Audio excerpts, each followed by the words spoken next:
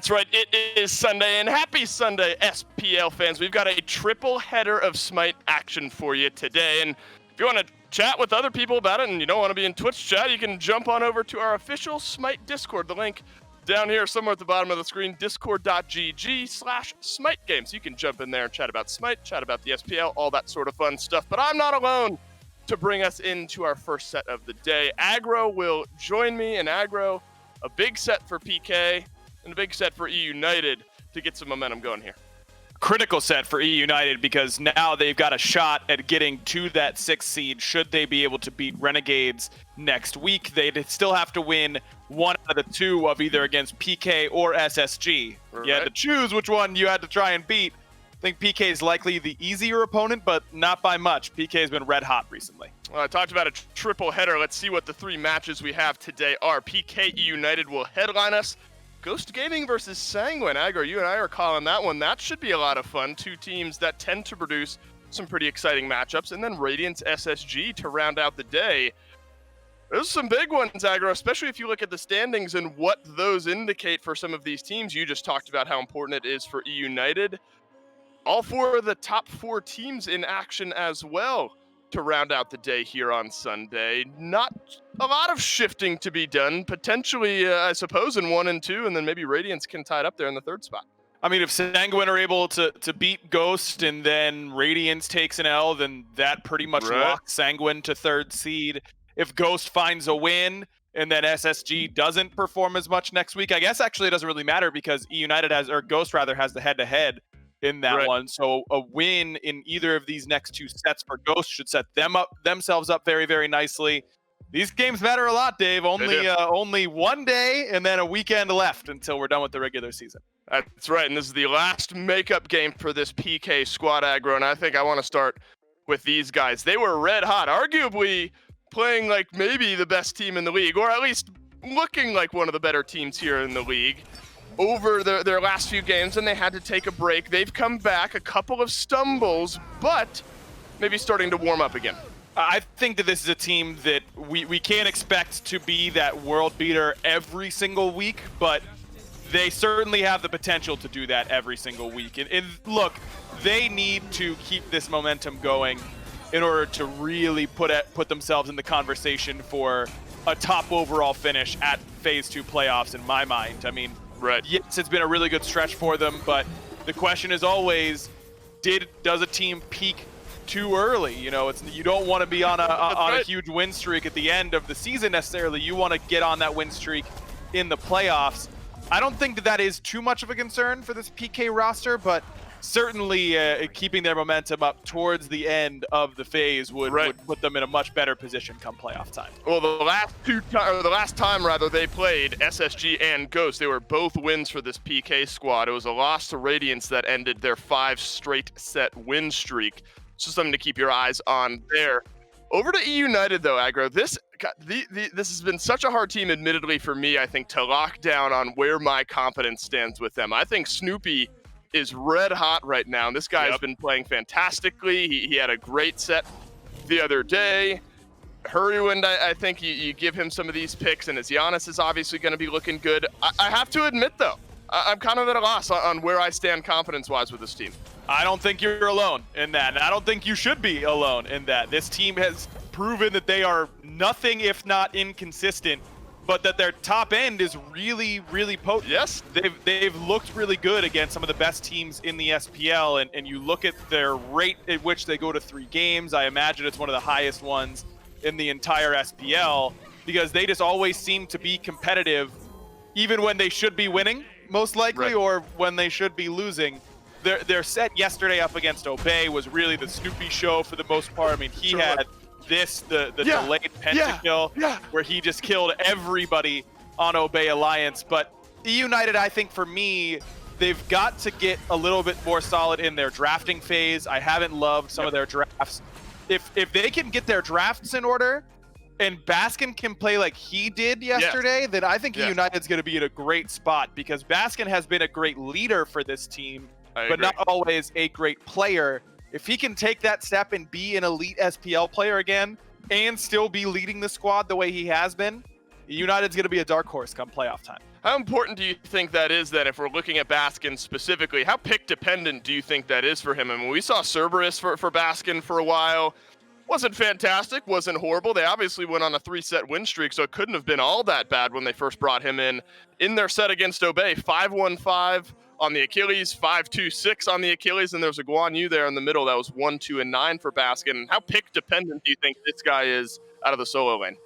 It seems like he's got a pretty wide god pool at this point. I mean, early on, it seemed like they were really heavily prioritizing that Cerberus. Now, with the 2 Achilles games and the Guan game, and even though the scoreline isn't as good, I think that Guan game was actually his best game of the set. Doing it on 2 different gods that we haven't seen from him previously tells me that Baskin's god pool is probably in a fine spot. And it was a win sort of regardless of KDA on that Guan Yu, so I think good for you to point out that it was a strong game. Picks and bans for game number 1 between eUnited and PK. Obviously, both of these teams, if specifically around the mid lane, I think, unique in how you have to draft around those mid laners. Paul and the Hell, I think, a great example of it there. Hurrywind often gets this Giannis banned out against him, though what we saw the other day, Aggro, is eUnited rolling the dice on that pick a few times. Some good, some bad out of the Giannis. He was able to do big damage numbers, but really continued presence for eUnited first and foremost right now. Hell and Set, traditionally Set for PK, has been out of that mid lane, both taken away from Paul. Yeah, it seems like Paul is still the focus here, and could be a Hebo ban if they so choose, deciding on that Amaterasu. Worth noting, by the way, that in order to fit this makeup game in the schedule, this was actually pre-played before the bonus balance patch. So seeing things like Ama in there in that first ban slot makes sense because she hasn't received that nerf in this game. So I think that it makes sense to see that ban in this particular position. And this has been the strategy for eUnited now, just going to feed the hot hand in Snoopy. They really seem to value this Cupid pick for him. Don't disagree at all with the idea there. I mean, it delayed Penta. I think he had, what, a 4-5-person Fields of Love on a mid lane fight against Obey. Don't disagree with the mindset there. Now, I think now doubly good that you've brought up, pre-bonus balance on this specific game. Kuzenbo maybe falls into that category a little bit. Obviously, something Neil is good at. Yep. You agree with the first overall priority, and then you gotta love, I think, the Persephone. So I won't necessarily ask you about that as much. But what do we think about Kuzenbo first overall? Love it. It's just a strong god. You can pick it into anything, with anything. Is there going to be a dude who's doing good auto attack damage on the other side? Yeah, okay, then pick Kuzenbo. Then there's always someone putting out good auto attack damage on the other team. So I think it totally makes sense. The Ra selection is surprising in one hand, but not in the other. I mean, you think about how well Hurrywind just played this yesterday when eUnited took it away from Wolfie in that mid lane. He played lights out on this selection, and bringing some sustain is really good up against someone like Kuzenbo, who's going to do a lot of damage to you. Even though it won't be as high, I'm sure there'll be some anti-heal on the other side. Right. Even just letting Snoopy sit in the Ra heal to give him some extra protections and then some extra power to try and deal with this Kuzenbo can make a lot of sense. And then if Fafnir is the answer, we're kind of continuing that support mindset here. The final pick for eUnited out of their first wave of picks here. Fafnir has been sort of a favorite pick for a few of the support players, I think, here in the SPL.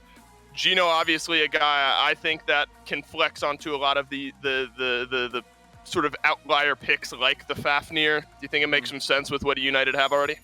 It's just a pick where it used to be really focused on, okay, if you're picking Fafnir, it means you're going to be focusing only objectives. Right. That still is partially true. You're still going to be looking towards objectives, especially with the comp that eUnited has with the Ra.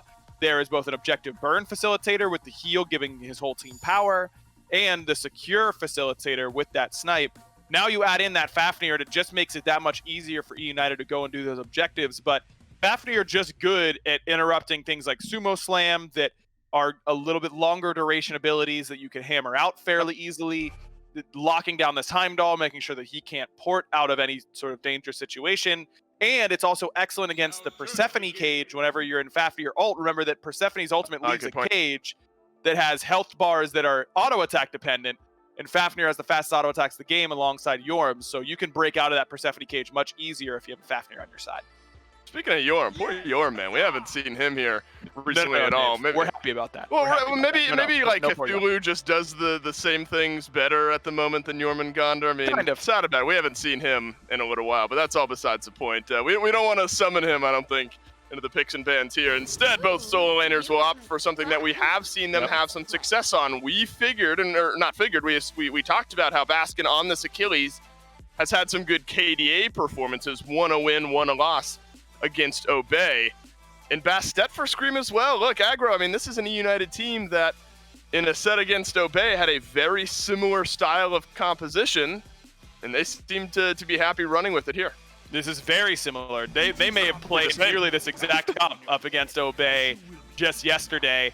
Look, Bastet for Scream is an automatic vote in my favor for this squad because he has just looked so good on this pick. He clearly really understands the kit and his damage output at all times.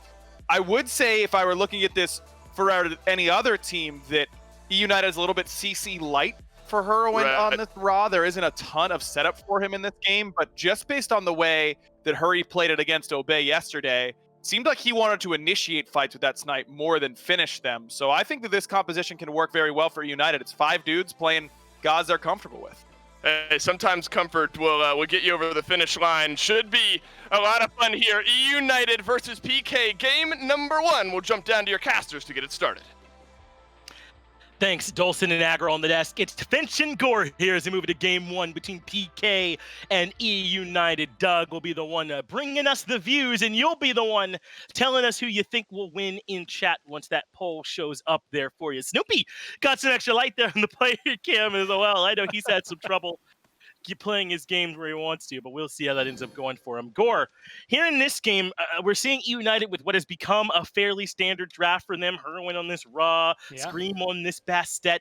Is that going to be enough to overcome how much they've given over to PK, though, with Zap on his Heimdall and Paul on this Persephone? Yeah, it's the Persephone that loses me, right? Like, I think you could control Zap on Heimdall, at least if it's by itself, right? But once you give Paul Persephone, I don't know. It feels like things get out of hand. And maybe it harkens back. Like yesterday, Heroin even giving himself a couple of smacks to make sure he's in the game, in the zone, I guess, for this one. It's just going to be a difficult lane, right? Over there, the damage we saw that he was able to output on this Raw in the later games against Obey yesterday were very, very important for them. But the thing I want to harken back to is the first 15 minutes of game 1, right? Obey were playing like a completely different team in that moment. And that's what I think, that 15 minutes is more essence of what I expect to see out of the Knights. Unfortunately, that first 15 minutes was not indicative of the rest of the set. And so it didn't go the way they wanted it to. Gino already taking so much damage. This topside rotation, though, should be enough for him to make it out of here safely. Thought First Blood might have been in order there, Gore, but he escapes. Take a look at Paul's start, though. He did the delayed boots start, where he comes out with the full purple boots right away. He is going to swing in the early game way more than you're used to, but is probably going to have to take a quicker back as well without all the normal sustain. Yeah, he's going to suffer a little bit from it, like you just said, but between him and Cuvo, I don't think he's got much to worry about. It's weird to say because there's a Bastet on the other side, which at least for me is already very frightening as a Persephone, especially in the first few levels. Once you get your dash online, you can maybe get a little more, I guess, quote-unquote self-peel, right? You can disengage a little bit easier, and Persephone doesn't necessarily have to leave that tower line. So maybe more work here for Scream, especially after Paul does back that first time to get some maybe more health pots or something online for him.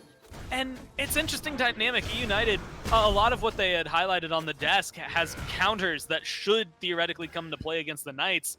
But, you know, you can't counter Kuzenbo's push as Fafnir if you're the one being pushed. You can't kill Paul if Paul takes half of your health bar with him before you can get to him.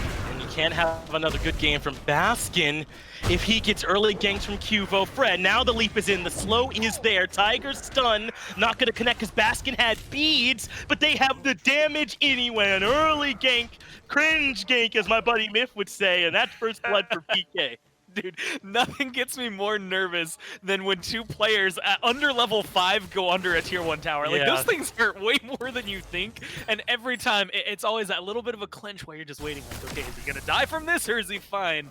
Scary D, calculated at best, knows he's gonna be able to walk away from that one no problem. And you had just kind of highlighted it, right? Baskin has been a very important, even though maybe quiet sometimes, aspect of these games lately for eUnited. I mean, again, just yesterday, he was literally the reason I think it was in game 3 that they were able to do so well. On this so you shut him down early, it makes you absolutely in control of this. Plus, getting Cuvo at least an assist this early on is always going to feel good. Get him that Fear No Evil online a little bit faster. That helps hurt Whirlwind, it hurts Scream, it hurts team fights as a whole for eUnited. So ultimately, try to feed that man as much farm as he wants. Yeah, Cuvo Fred, I think, has had some struggles this entire Season 7, but he's looked really, really good on this Unbots pick in particular, man. I mean, I think that when he has a pick like this that can set the pace, that has great 1v1 potential with the ultimate, but also great team fight potential, Gore, you really get the best of both of those Cuvo Fred worlds as Scream and Herwin around the corner, snipe to clear the wave, doesn't catch anybody else. And maybe we'll see eUnited back here from this point. But this is one of the picks that I like Cuvo on a lot. I guess, I don't know, the statistician in me, I don't know which part of me it was, but you said that and I was like, you know, he has been doing really well. He's won 6 of his 7 games on this Unbots. He's been doing extraordinarily well on this pick compared to some of the others that we see in the jungle. So something already very comfortable that comes through. I think it fits Cuvo's style a little bit better. It lets him fight early on, much like he is right now, but it also gives him that kind of passive play style where if you need to, you know what, go ahead and back off and farm up. Like, it's not the end of the world for you, as opposed to things like the Kali, which maybe are just way too late game oriented, so you don't get any impact in the early game, or maybe kind of the opposite, the Raven, which is way early game oriented. Maybe you don't get some of the farm because you spend so much time ganking. I think this just fits into what the Knights have needed. Because when Cuvo's playing on Mark, then this team looks exactly like the kind of team that could go back and repeat a world championship. It's huge, man, when Cuvo Fred's looking good. He has to look as good as Sam looked leading up to Worlds. That's the point Aggro has been making a lot, is that he thinks Sam was like easily their strongest player leading in and looked so good that you could see how PK won Worlds, and Cuvo's got to get to that level. I think if PK want to do it again, I want to give Baskin a little bit of credit. Scary D was looking for a solo kill over there, and Baskin did a good job to avoid all that while we were kind of breaking down Cuvo Fred's success on this Moonbox pick. Nothing ended up coming up from it, though, but that's because Baskin, despite getting that early gank, is doing a good job of kind of waiting out Scary D's pressure over there on that solo side. You know, earlier we had talked a little bit about Paul as well, which I just think it's important to note. He got the Warrior's Blessing that comes online, easy to stack up, and now Scary D's in trouble. He is. Scream looking for a kill. Fear No Evil, though, is immune by the beads, and Scream has now gotten in close. Cuvo Fred, though, forces them to turn away, but it's Baskin that finds the kill against his direct opposition. Meanwhile, Cuvo Fred going towards Scream. Looks like it'll be a pause, but hard to imagine Scream makes it out of that. We'll get the exciting conclusion next time on SPL, but Gore, some aggression from Scream finds them a kill. I mean, that's like the perfect, like, literal Dragon Ball Z end. Like, the fight just starts and then everybody freezes. And like, next time You're so on right. SPL, Cuvo Fred takes on Scream. Who will win? And like, you just get the full, you know, guitar riffs that come through. It's hard to imagine, like you said, he lives through this. And that was almost perfect enough to get the peel, maybe even the turnaround. Good on Baskin to get aggressive up there, even though he started the fight about 30 feet away from where Scream was. Didn't look like he was going to be able to rotate in. So they're pulling one kill back, at least in their favor. But I do think having Scream go down is maybe more important, right? Getting a kill onto Baskin, shutting him down from what we've seen is going to slow down slow down eUnited a lot. But if you shut down Scream, then I think it almost puts them at a complete halt, right? A lot of their pressure comes from the jungle. If Herwin doesn't have any setup, which there's no real CC from the jungle anyway, but now even less so because there's no damage to make sure those raw snipes will fully find a kill, then all of a sudden I think it starts to fall apart. Well, I think surprising no one, Cuvo Fred does get that kill. A push onto Baskin under the tower. Oh, no. And all of a sudden, what a turnaround it is. It's a double for Cuvo Fred. And they end up getting it onto the right side of the map. I know they lost Scary D in that, Gore, but I think that's a trade they might have taken just up front at the beginning. I mean, you get everything you want, right? Look at Cuvo Fred. He's 2-0-1, and he's got a level lead over Scream. You go back to, what, 3 minutes ago? That's exactly what we were saying we wanted to have happen for this Unbots pick. It fits perfect in his style, and now he's got the level up to be able to showcase that power. And plus, I mean, the gold that he's going to be able to have should just let him finish that tier 3 item off at whatever mace he chooses to go, whether it's like a Brawler's or a Jotun's, what have you. He'll be able to buy that a little bit faster than what Scream's going to have. And Yeah, like you said, you lose Scary D. Like, no offense to Scary D, but who cares? Like, that's worthwhile at the end of the day. They had to dive you under tier 2 to get that kill, and they were able to turn it back. You still have control of your lane. You're still getting your farm. Ultimately, it comes out as a negative for United. Yeah, I think so too. Kivo Fred get up to a great start. It's good for him. They've also now mitigated Baskin and put him behind. If he is feeling that sort of in-game leader role, then I think putting him behind is great. Going to make it harder for him to fulfill some of those shot-calling duties as well. So Kivo Fred finding some pressure over here on the right side of the map.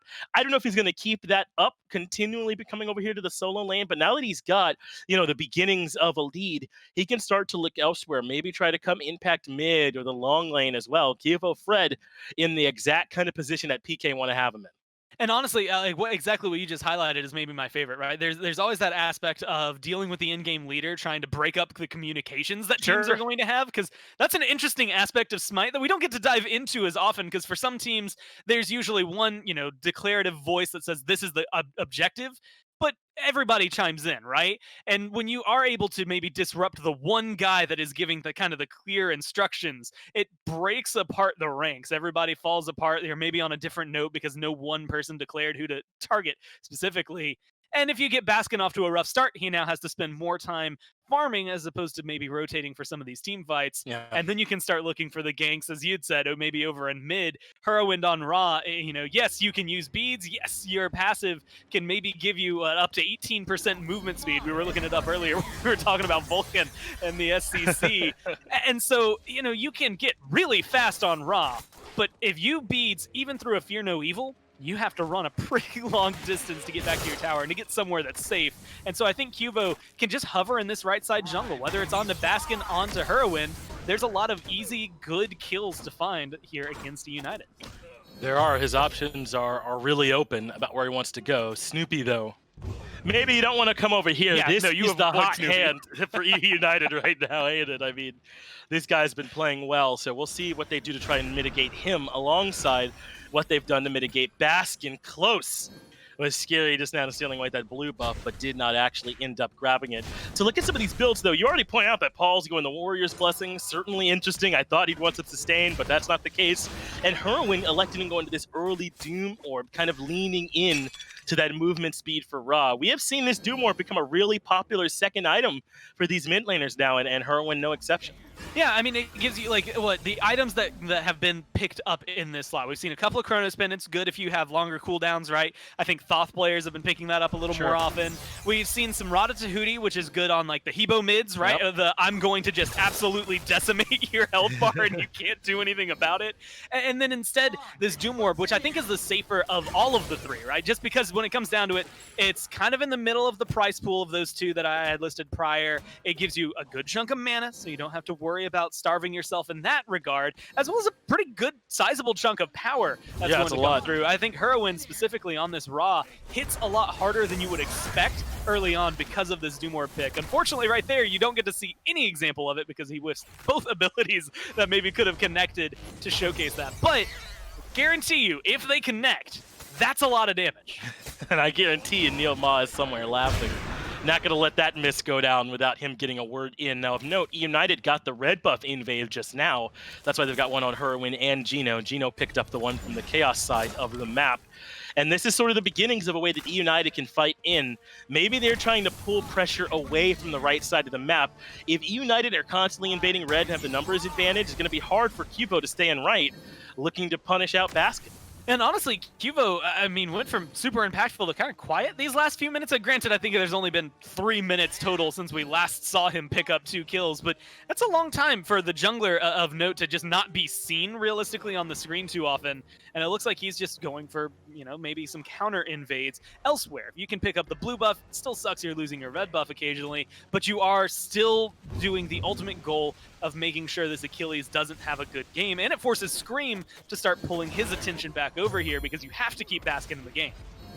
Ooh, Zapman's been hit by the heart bomb. If this is a stun, then Snoopy's got a chance, but does not commit the ultimate. Dashes in, there's the Fields of Love, and Zapman with the beads narrowly makes it out. Snipe from Whirlwind off the mark again. That's a much harder one over the wall, though. No. So I won't give him a hard time. He even went for the Solar Blessing, but Zapman's back already completed. eUnited, though, putting some pressure on the Zapman. I think that just feels bad if you're Heroin. Feels great if you're Snoopy. I mean, at the end of the day, yeah, you use your ult, but you get Zap's ult and his beads, and you kind of show him that you're not someone that is easy to mess with. I mean, this goes back to what we were saying earlier, but even if I'm Cubo, you want to put pressure on Snoopy because you don't want him to have a 2-level advantage like he has right now. Yeah. But you kind of don't want to mess with Snoopy because yesterday he just kind of 1v5'd Obey. He had some help, but he realistically killed them all, slaughtered them even, just by himself. And it is that scary factor I think that Snoopy brings as a carry right now is just, he is, I think, hands down the most consistent, top-performing member of eUnited in every game. Whirlwind, Scream, you know, can jump up there and stand beside him very often. Same thing with Baskin. But realistically, Snoopy, you know he's going to have a good game. Yeah, getting Snoopy comfortable in the ADC role was huge as Pyromancer started up by PK. Gino knows about this.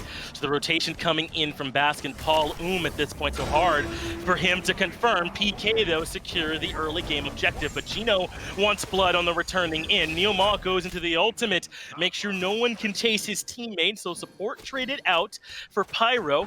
And United might be considering a dive. They're 4 members strong. Gino is in the transformation. But PK recognized that Scary and Cuvo run for the hills as Heroin almost does enough to kill Cuvo.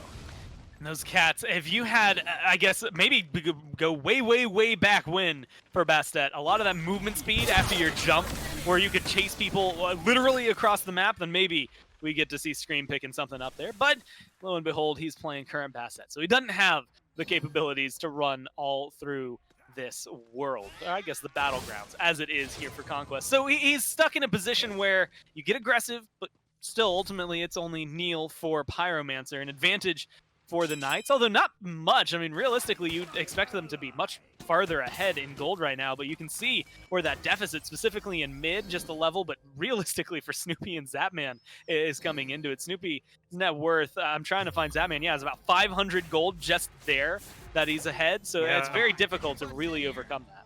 And eUnited are going to continue their left side of the map pressure, moving into the Chaos side. You have Fred there, though, to play deterrent. Good Sacred Monkey Toss. That's going to deal some damage, too. And it looks like eUnited give up on pushing in for now. Though the Heart Bomb connecting, Zapman will just reset and then use that damage to help him clear it a little bit later on. So far, it's kind of been a question of, is PK's right side of the map pressure going to be stronger, or eUnited's left side of the map pressure? And for what it's worth, they don't seem to have that much of a lead over Baskin, right? Scaredy and Baskin quite even. Kibo Fred has more kills, but Scream and Heat quite even in their farm as well. Really, the big disparity is over on the left side. And so far, United has leveraged that well, putting pressure on red buffs and onto Zapman and making sure that he never feels comfortable in that matchup. Oh, but Neil right now does not want Snoopy to feel comfortable. Again, it's just going to force a dash. It's not really going to end up evolving into anything big, and I think that's one of the biggest merits of Cupid is his survivability.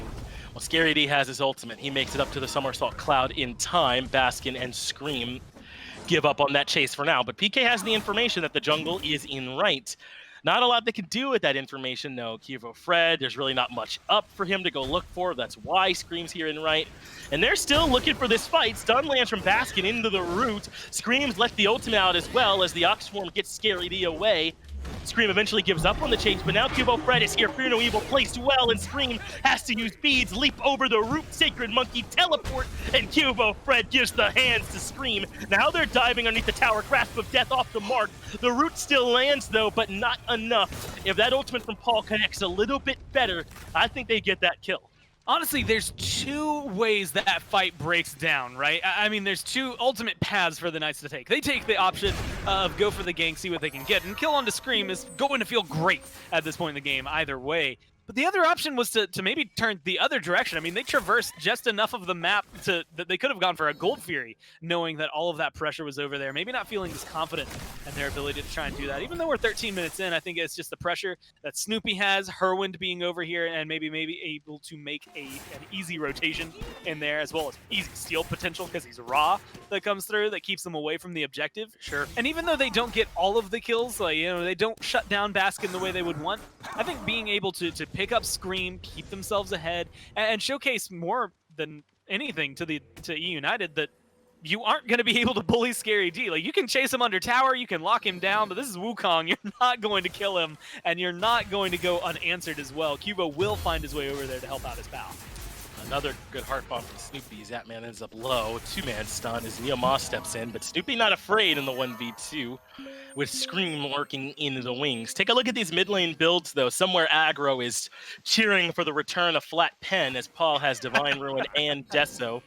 But Herwin shows you more of what the new wave kind of looks like, right? This Doom Orb start where maybe you don't even get Pen in that third slot. It's cooldown boots, Doom Orb, and the Lotus Crown for the Raw. But Herwin does really like getting...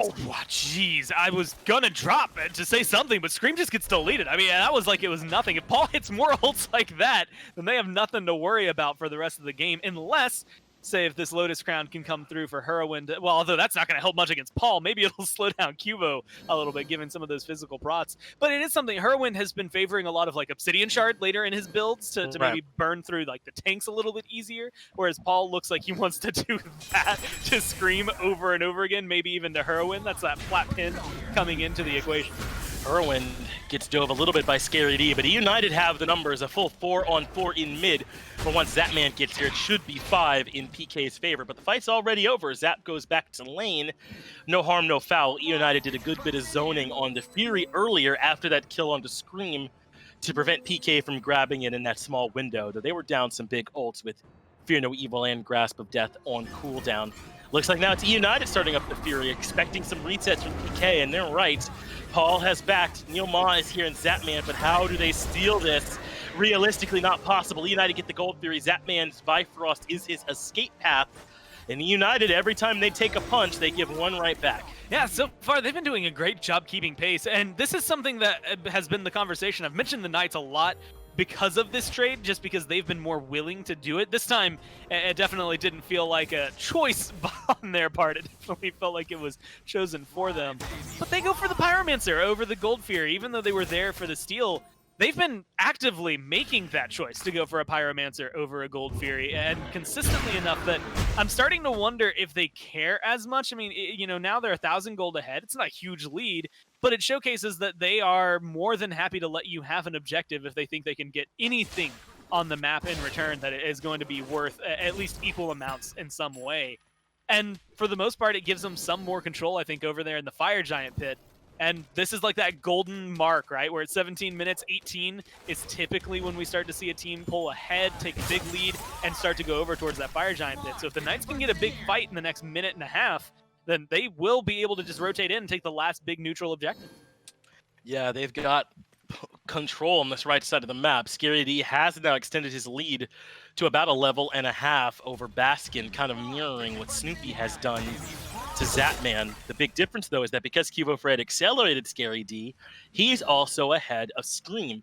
That means PK's sort of right side, their jungle solo lane dive, going to be really potent. They're going to need Snoopy to carry some weight here, I think, if they're going to make up for that gap that exists on the right side here for PK. You know, I like warding, and I like watching where wards get placed. I would never have called for a sentry ward on the fire, on the red buff there that the Knights have placed. I just think they have a lot of vision over here. I mean, look at the jungle right now. You only see, I see one blue ward coming from eUnited, now two with the sentry right here. A lot of coverage from the Knights to make sure they can catch maybe Scream's rotations more than anything. It's going to be necessary here because that man looks like he's about to get collapsed on. He is, but the Bifrost gets him out of trouble again. It's the highway that only Heimdall can take, and no speed limits there as he makes his way back towards safety. But that is the tier 1 tower loss. PK responds by stealing the blue buff over in right. That is something, not quite as good as the map pressure that comes, though, from moving that tier 1.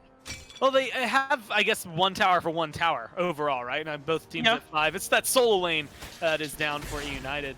And so ultimately, I guess, like gold-wise, there's not a net loss, but I think the pressure on left is always a net loss. You lose a little more control around the Fury pit, as well as a lot of distraction factor. If that wave gets pushed up too far, then you're nervous around the Fire Giant just because it's pressuring a tier 2, maybe pressuring a Phoenix. Ultimately, we see after the Phoenixes get sieged that it pressures the Titan, right? So there's a lot of things that can mount from eUnited having the control over here. Snoopy still has a big lead, although he hasn't been rotating for any of these fights just yet. It's a very important part to look at what this Cupid is going to be doing, because he could be huge in these next few fights, And if he doesn't make it over here, then it doesn't matter that he has a lead. It doesn't matter that he's had control of the other lane, because the other 4 members of eUnited, I don't think will be able to hold their own as well without him. Cuvo Fred considered rotating in to help Scary here, but not worth. Instead, Gino blinks onto Hurwind. Can't find the push. Hurwind keeps all his relics, so that's blink largely wasted. Scream, or no, rather Scary D and Cuvo Fred, and right, though, electing to back off of the pressure coming from Baskin and Gino. This is PK largely heading back to their own side of the map. So now that it looks like, Gore, we're definitely going to be moving into this mid to late game essentially tied. As Scream uses the ultimate, leaps in on Paul. Grasp of Death is the response. Bone Rush brings him low. A curious decision there from Scream to just jump in. Fields of Love deters the aggression. And I guess now PK have the chance to start looking for a push down here in mid. If you feel you have the time, Gore, I was going to ask, and which team do you favor here in the mid to late? Well, right now, I'm favoring a little bit more Knights, but that's just because of how much we just saw eUnited use for a disengage. Not even to like find a peel or find damage. It was literally just to stop the Knights from deciding to dive. And I had said it earlier, when you're under level 5 and I see you dive a tier 1, I always get a little anxious just because I don't know how much damage it's going to truly do to you. But at this point, for the Knights, those tier 1s, the one in mid, the one in left, that's not going to deter anything. I think the eUnited, if they don't use their ults there, end up seeing a couple of losses come through in the form of kills. Meanwhile, you still have the Fear No Evil that if Cuvo Fred wants to get aggressive. By the time anything that can truly happen, it feels like the rest of the ults are going to be available. But it just kind of showcased to me the setup I think that Knights have between, what, 3 big team fight ultimates that can be really shaking, is just not going to be matched by eUnited. Scream is very in all on one target. Hurwind's damage is mainly all in on one target unless they line up for him. And Gino, his ult is really great at getting those 2-3 other players that the capabilities of finding more damage onto one target, but he's not necessarily going to be the setup king compared to what I think Neil can do. Gino does take some poke. It's all in the service of starting up this Oni Fury. PK have the positioning around it, daring eUnited to step in. So far, though, eUnited seemed content just to play some defense to show some presence. But look at Baskin looping around the back. I think Paul and Cuvo have recognized, and they're all in committing, forcing Baskin to retreat. But the job is done. eUnited got them off, and now Scary D, the one that's in trouble in the back. But a bird form allows him to escape. So both solo laners take some poke, Neil Ma as well. But the real thing here is Gino has used the ult. Now they have to commit while this Draconic Corruption's on. They're also using the Frenzy. PK have to move in quickly. The disruption there from Neil Ma, as well as the Grasp of Death. 2 big team fighting ultimates come from PK, and eUnited look the weaker for it. But Paul gets traded out for Hurwin, 1-for-1 in the middle lane. But Cuvo Fred not done hunting. Makes his way to the back, looking for Snoopy as Baskin gets a double, but Cuvo Fred gets a double as well. They might even find more on the Gino, who's low in the back. Overhand smash, and they just need Scary to find the Master's Will. That makes it 3 as that man runs from Scream. If they could find one more in their favor, I think it becomes so overwhelming in favor of the Knights here. But one more kill on the side of eUnited maybe changes the pace, but Zapman is just so good with those Bifrosts. It's one of the reasons that Heimdall is as good as he is, but I also think one of the reasons Zapman is, I would argue, one of the top Heimdalls, maybe the best that we have in the league, because he plays it so often. It just showcases how calm and cool under pressure he is. Even though he uses all his relics, stays alive here. Scary D locks down Scream before the back can come through.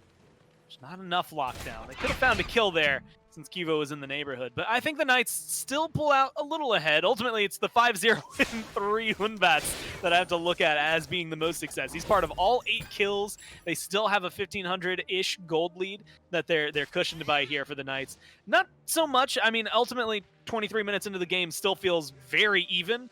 But I think the Knights have showcased why their teamfight can be so strong. I think if you stagger out all of those teamfight ultimates that came in one place around the Oni Fury just a little more, then they could maybe force eUnited to burn their beads, then get CC'd by the next one, right? And get locked down eventually, because ultimately Scream still has all of his relics. There's a minute left to try and get aggressive onto Hurwind.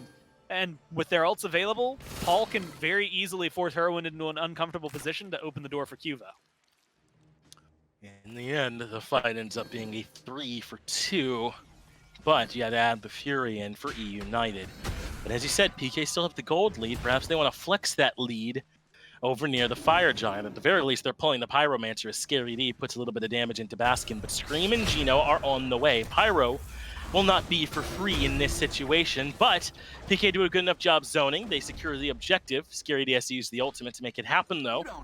And I think if you're PK, you're all right with that little trade. So now it's, I guess, a 3-for-2. Gold goes to United, Pyro goes to PK. But all they have to give up for it is that Scary D ultimate on that tail inside. Still, though, neither team willing to try and start a big fight over FG. It looks like they're grouping up in mid instead. And this is, I think, what comes out of it. Normally, 24 minutes in, 25 minutes in here, we're used to a team having enough of a gold lead that they could realistically force a fight, force an engagement. But both of these teams are in a position, especially with the death timers, respawn timers going to be as long as they are. If you make a misstep trying to engage on the other team, they just have an advantage now. I mean, let's say you're Neil or Gino. You jump in and look for a stun or some sort of push to find the setup, and you die for it. Good. Now your team's at a 4v5 and Fire Giant's the call for the other squad. They force you into an awkward fight because you're down a man, and things just get staggered from there. I think this is what comes out of it when you're trying to be cautious. eUnited know they don't necessarily have a large advantage, and I think Knights understand that Snoopy as well as Scream have a lot of potential to turn things around. Just look at the last fight, right? Things didn't go as clean as they wanted it. And so they have to be careful where they engage. Unfortunately, it also leads to this awkward stalemate where a lot of it is the minion pressure that really mounts up. Tier 1 in mid goes down. Tier 1 in left getting pressured right now. Those little things will build enough of a lead for the Knights that then they'll have a large cushion and they can risk these fights a little bit more without losing too much on the tail end.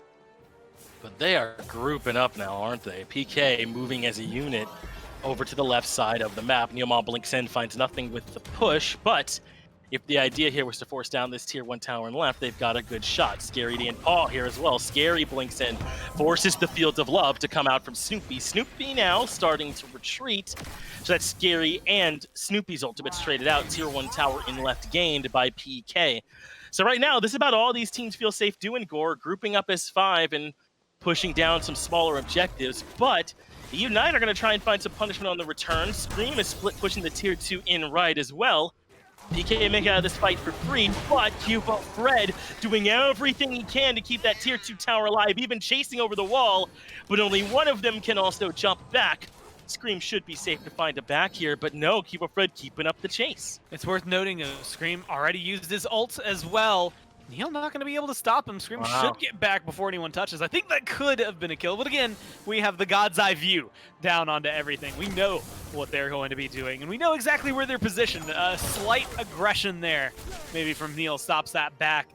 You get a tier 2. That's actually very impressive. I think worth the ult from Scream, right? To be able to finally get some pressure. And again, it just cuts down the lead the Knights had. And so all that comfort I had said that they would get from getting all the tier 1s and building a cushion of gold is just gone. Well, Fury now very, very low. eUnited come in to snipe from her when couldn't have been very much off, and PK secure that objective.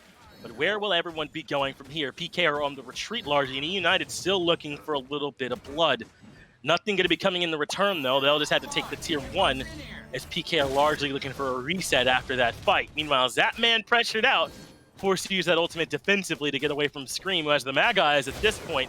Going to be really hard to peel this Bastet now. Still has the beads available there for Zapman afterwards, so might be able to survive a little bit more, especially if Cuvo can solo down Scream right here. I mean, he's doing immense amounts of damage for Hunbats. Has the Fear No Evil ready, but that's the call from eUnited to go for FG. They know where Cubo Fred is. They know Zapman had the back. Fields of Love comes down on the FG. That's going to lock in Scary D and Neil Ma. A good fight from eUnited here so far as they punish the front line of PK. Neil Ma goes first. Scary D doing what he can to disrupt. I don't think he meant for bird form there, and he gets caught out. That's a 2-for-0 in favor of eUnited. Scream lives in the battle up against Cubo, but PK have picked back up the weekend FG. eUnited are forced to re-engage. They're coming in 4 members strong, and PK has to stick it. eUnited take the FG. What a collapse from PK as eUnited find the punishing play. Look, you know it's going to be a bad fight. If you go against eUnited in the Fire Giant pit and Snoopy is alive, like there's no other qualifier. If he is just alive, then you are in danger and you need to be very worried about what could happen in the next 30 seconds. I think that's a lot of the damage that comes down for Neil, for Scary, and just a good call from eUnited. I mean, we had been talking about trying to shut down Baskin and control some of the shot calling a little bit earlier in the game. And that's why, I mean, think about that. That's wild to make that assumption. In a 5v5, you have no picks. The only thing you know is that Scream has now made Zapman use his ult, forced his Aegis and his back, and that Cuvo's on this side of the map. You know, 2 people are out of commission for sure. And that's enough for eUnited to go ahead and say, we need an advantage. We need to go for the Fire Giant. Not the Pyro, not anything small. We're not looking for a little gold lead. We want to knock down these last 2 towers, get a Phoenix, and keep control. I'm very surprised to see them keeping pace with the Knights as well as they are. I mean, this is a really refreshing look for eUnited. United, an inconsistent team. That was the theme on the desk, but a team with a pretty potent high end, and we're seeing some of that now. Even still, the game is tied. The biggest thing in any team's favor is obviously that eUnited have the Fire Giant, and they'll have to turn that into a bit more of a lead. About 3,000 gold out there in those 2 tier 2s that they're able to bring down the one in mid and left. And then it's all about trying to find a way to break a Phoenix. Aggro often says the first one doesn't guarantee the win. You have to set up to win on the next one. As Scream now potentially caught out, Cuvo Fred will catch him on the back end. Not much help needed. Fear No Evil forces the beads, and Scream with nowhere to go will fall. But can Pittsburgh Knights 3 against 4 defend the left side Phoenix? Gino has used the Draconic Corruption. Out comes the Grasp of Death, and that will delay the push. Baskin alone in the back line, as is Neil Maul. They commit the Fields of Love and the Smite to guarantee the kill onto the Kuzenbo, but just how worth is it as Baskin is in trouble on the other side of the wall? Tiger Stun is there, but the damage not enough, and Baskin at the very end will end up falling. PK get their cake and eat it too by killing Scream and defending the Phoenix. I mean, being able to get both of those, you also get Baskin on the tail end of the fight. Oni Fury spawning up in a minute and a half. I don't think this chase is going to last long enough that they'll fall back right as the Fury respawns. But ultimately, you know, Scream, I like his calls, even though it results, you know, a 0 and 4 slash line. Not maybe the most beautiful you could have as a jungler, but realistically, what he's doing is this large distraction factor. The first time it works out, they get the Fire Giant because of it. Granted, it was also a little squeaky that they were able to pick it up in the fight that the Knights scooped in with that low Fire Giant. But this time it doesn't work, right? Like you said, they get to have their cake and eat it too. They kill him over there on right, back in time to defend the Phoenix, and ultimately they burn down this Fire Giant. 2 members now without it. There's a minute left, so maybe you get aggressive. I think you can knock down this tier 2 with a minute. But trying to get a Phoenix in there would maybe be a little too ham-fisted, would be too forceful, and might just put you in a bad position if you're eUnited. I think if you go for a Phoenix, you might just throw the game. Try to grab the tier 2 if you even want it. Otherwise, set up for either Oni or Fire Giant, whichever one. I guess Oni since it comes up first. And then be happy to win that fight and try to keep the pressure going. They still don't have the lead, Core. Isn't it crazy? I mean, they've got the Fire Giant buff, obviously, and that's worth a lead in and of itself. But PK have kept this incredibly close with those last 2 plays they made. United are doing as you instructed, though, waiting around this Fury. They've only got fire for, what, another 10 seconds or so? So for about 6 seconds of the Fury's life, eUnited have an advantage. For the rest, though, they don't. They're low on relics, no beads for Scream if they can catch him out. And just like that, the Fire Giant buff becomes a thing of the past. Scream, though, has lurked his way into the back of this fight. I'm not sure that PK knows where he is. Gino now transforming, and Scream has a chance, but now PK know. They're turning around to deal with Scream, who's low on relics. There's the Fear No Evil. Scream makes it out of that A-OK thanks to the Aegis. Meanwhile, all of eUnited are on the Fury, but again, though, Scream dies all alone. Gino looking to disrupt. Grasp of Death makes its way through. PK have done enough to claim the Oni Fury. They're going to look for the fight as well. Scary to in. Snoopy low in the back end doesn't have relics, but Cuvo Fred cannot get there. The Sacred Monkey toss is good, but PK seem to be even better. They defend the objective, they claim the objective, and now they're ahead in the fight. I mean, they should be able to get this tier 2 as well. It's a little consolation prize. You would have rather been able to pick up a couple more kills because it guarantees things like the Fire Giant. But now you get a clean back for the 3 members that need it. Honestly, all 5 members need it. Zapman could use a top off for his mana. Same thing with Paul. Be able to reset and go right back over to the Fire Giant pit. You already have the control. You have 15 seconds without Scream available. And then he still has respawn time plus travel time to get all the way over there into the Fire Giant pit. So you're in a 4v5 for the effective future. And with ults coming back up here for Knights, I mean, Paul, if you can hit another ult like that from downtown, it's absolutely going to change the pace. The United just didn't know how to handle it. And think about the difference in target selection. Yes, United have 7 kills, but 6 of those are on the PK's front line. They're okay with that. Meanwhile, Scream has the lion's share of his team's death. It's that PK has been able to punish the critical members, whereas eUnited hasn't. Zapman and Cuvo Fred are both still undying, and only one spill has gone Paul's way. eUnited have done a lot of things well, but I'm thinking for if they can't find a way to get back there to some of these key members, I don't know how they're supposed to win it. And Paul now, I mean, he's picked up that Mantle of Discord. We talked about the flat pin earlier, but he's gone for the Obsidian Shard. I think I had mentioned that for Heroin, but knowing that Paul has that, he's good shred against the tanks on eUnited. He's good shred against the carries on eUnited. And with that Mantle, he's just difficult to kill. Plus, he's Persephone. Even if you kill him, he's going to persist for the next few seconds and still give you some hell about everything with the cooldowns that come through. And so the amount of damage that he's going to be able to output makes him a high priority target. But because, as you had highlighted, Scream 0 and 5, he can't easily get back there. Last time around the Oni Fury, we saw him be the one to loop around into the backline, and instead, it just kind of put him in the middle of the Knights as opposed to maybe finding a gank onto someone like Paul. And now he's just completely out of the fight. It's going to take a little bit to rotate over. There's not a lot of pressure for him to get over here yet. The Knights haven't started an objective. They're still just playing it safe as of right now, Finch. But here's the one that catches my eye, and it's, you know, all the builds, there's a lot of standard things that are happening. We see mid laners pick up defensive items. That's not that outlandish. I want to look just one down. Look at Neil. He's picked up a Poly and a Divine Ruin. Like, he went tank item, tank item, tank item. Okay, now I just want to kill people too. It's the weird thing about supports is sometimes you can get the best of both worlds. I want to see what his damage output is going to be here. With the Soul Reaver picked up, I mean, 95 magical power, but specifically being able to hit people as hard as he's going to. Yeah. The Divine Ruin, which he'll be able to apply with his ult if he gets into the back line. It's really interesting to have it as a pickup here for your support. But I think it makes him even more of a threat. Even though he's 0-4-4, they have to pay attention to Neil now. He's 5th in the player damage charts. I mean, a lot of that is eUnited's damage he's reflecting, but I think you raise a good point that Neil can't be overlooked here alongside Paul. But look at this positioning from PK. Paul and Kirvo have kind of walked off on their own. They're invading the red buff. Meanwhile, Neil and Scary and Zap are trying to maintain the illusion that everybody is over here on the right side of the map. They'll start the Pyromancer, bring that down to about half, and the United are barely even checking to make sure, you know, that they're all home.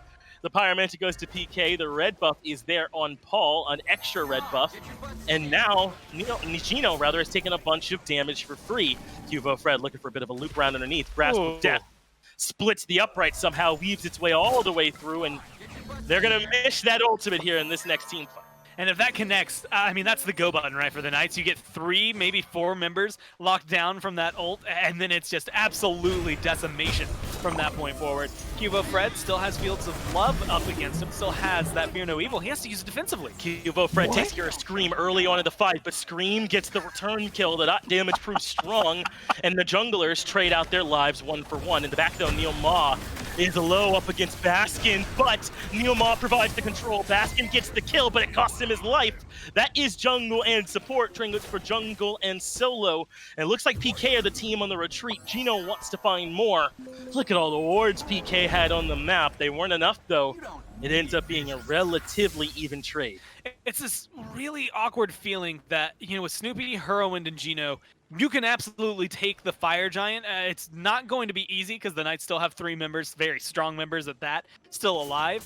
But I almost want them to do it. Yes, Scream and Baskin would miss out on it, but I think getting a Fire Giant buff onto Snoopy and Heroin, or if you're the Knights here, onto Paul and Zapman, would be a little bit more worthwhile. I guess if neither team is going to get aggressive into it, Scary kind of playing deterrent for eUnited, and then the rest of the Knights just not caring because they know Scary's over there.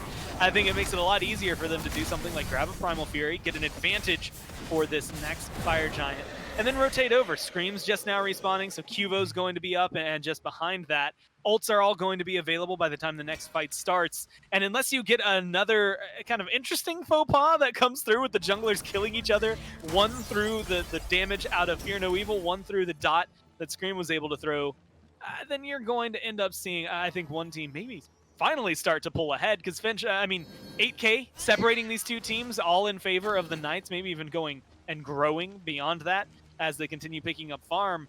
But it still feels dead even just because the state of the game and the stakes of the game are all right here in the Fire Giant pit. Everything exists over here on this portion of the map. Certainly still very close, though Neil Ma takes a ton of free poke just now. Great work by eUnited. And we haven't even talked much about how this raw sustain gives eUnited an advantage in these long, drawn-out matches, but it obviously does. Neomall will be taking the back. PK are taking a very defensive positioning on this, and eUnited, if they want to, have the advantage positionally to start looking for a bit of a scrap. They'd love a pick to set up for their chances to start looking for an FG, but whichever team is aggressing, their support is the one taking free poke, but only Gino has a raw to keep him topped up. And that's always the good news for eUnited. They have that sustain, that Lotus Crown, while it might not be the most, enamorous item that you see, Polynomicon just detonates people's health bars, but just getting a little bit of extra protection every time that Raw drops his heal down is going to be helpful, especially against Cuvo and Zap, as well as Scary D, I guess, since he does the physical damage. They're going to get aggressive. Neil's looking for the push. He wants Snoopy. Yeah, he has Snoopy controlled in the back. Two-man stun comes through, so Snoopy able to reposition. Scary D and Neomon now the furthest members forward for PK, and the former has to use the ultimate to escape. Pittsburgh Knights start to retreat. Scream is on a bit of a loop-around play, but doesn't find anything there. And all of PK has started to fall back, but I think eUnited are onto this FG. You can tell when Gino has ulted that means eUnited are serious, and Scary D taking a back does not have teleport. It'll be a 4-on-5 defense from PK, trying to beat out Heroine's confirmed, but they're off the objective for now. They're taking the fight. Fire Giant resetted, and Neomall pulling Gino back to the wolves. Fear No Evil lands, but Gino able to live. Snoopy gets the damage, and Neomall is the one who ends up falling. Meanwhile, Scary D still nowhere nearby the fight. Their left side Phoenix is weak, and our minions pushing up. That's why Scary had to leave, and it's given eUnited a big advantage. They're going right back to FG. There's that heal up. One last coerce to come out onto everybody as well right before the Dragon D transforms. So you know you have that damage, especially since Frenzy was used in the last engagement for Gino. So they have to burn this fast, and it looks like they're going to be able to do so. Although it feels, I think, a little more nervous. I see the Ross knife. I know it's Heroine, but it still shakes things up a little bit. Either way, it's just solid confirm here for eUnited. And again, to see them playing so well against the Knights so consistently this game has been a treat, I think, overall. And it's not like yesterday where it was realistically just kind of Snoopy keeping everything alive for part of it and then everybody else joined up. Everybody has been playing well. Gino, as well as Baskin, want to keep it going.